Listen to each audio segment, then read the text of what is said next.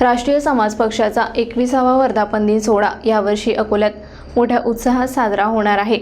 गुरुवार 29 ऑगस्ट रोजी सकाळी 11 वाजता रामदासपेठ पोलीस ठाण्याजवळील मराठा मंगल कार्यालयात आयोजित या सोहळ्यात पक्षाच्या आगामी विधानसभा निवडणुकीसाठी महत्त्वपूर्ण निर्णय घेतले जाणार असल्याची माहिती विश्रामगृह येथे आयोजित पत्रकार परिषदेत देण्यात आली।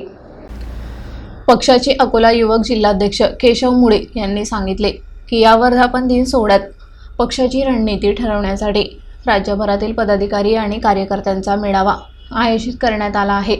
आगामी विधानसभा निवडणुकीत पक्ष स्वतंत्रपणे लढणार की भारतीय जनता पक्षासोबत युती करणार यावर चिंतन होणार आहे। पक्षाचे संस्थापक महादेवराव जानकर यांच्या मार्गदर्शनात ही चर्चा होईल। विदर्भ सचिव गणेश मानकर, जिल्हा सचिव अंकुश बाळापुरे आणि अन्य वरिष्ठ पदाधिकारी उपस्थित राहणार आहेत। गत लोकसभा निवडणुकीत भारतीय जनता पक्षासोबत युती केल्यानंतर आता विधानसभेच्या रणांगणात पक्षाची भूमिका काय असेल हे या वर्धापन दिन सोहळ्यात ठरवले जाईल। अकोल्यात पहिल्यांदाच आयोजित राष्ट्रीय स्तरावरील या कार्यक्रमात मिशन विधानसभा 2024 साठी मोठी रणनीती ठरवण्यात येणार आहे। पक्षाचे कार्यकर्ते आणि पदाधिकारी मोठ्या संख्येने उपस्थित राहून या महत्त्वाच्या क्षणाला साथीदार होतील। अकोल्यात साजरा होणारा हा वर्धापन दिन पक्षासाठी निर्णायक ठरणार आहे।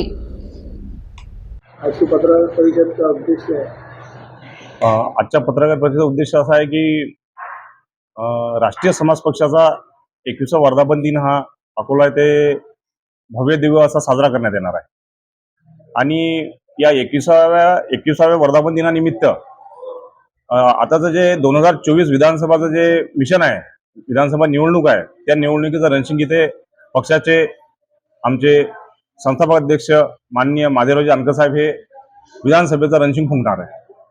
अकोल्यासाठी सध्या तसं 3 जागेची आमच्यावर 3 जागे नावाला आणि 3 जागा आम्ही त्याची 3 जागेची उमेदवारी घोषित करणार आहे। जवळपास 8 ते 9 महिन्यापासून अकोला जिल्ह्यामध्ये या पक्षाचं कार्य सुरू आहे आणि खेळोपाडी सर्व आमचं पूर्ण जो आपला मतदारसंघ आहे अकोट, अकोला, अकोला पूर्व, बाळापूर मतदारसंघ, मूर्तिजापूर मतदारसंघ इथे कार्यकर्त्याचे आढावा बैठकांनी मेळावे घेऊन आम्ही पक्षाची बांधणी केलेली आहे।